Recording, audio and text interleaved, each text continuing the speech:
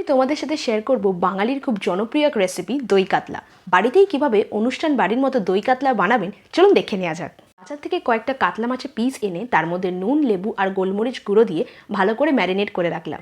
এবার গরম তেলের মধ্যে একটা একটা করে কাতলা মাছের পিস ভালো করে ফ্রাই করে নিতে হবে। মিক্সিং জারের মধ্যে দই, কাজু আর আমন্ড দিয়ে ভালো একটা সুন্দর পেস্ট তৈরি করে নিতে হবে। গরম তেলের মধ্যে গোটা গরম মশলা, পেঁয়াজ বাটা, আদা, রসুন, কাঁচা লঙ্কার পেস্ট আর নুন দিয়ে ভালো করে কষিয়ে নিতে হবে।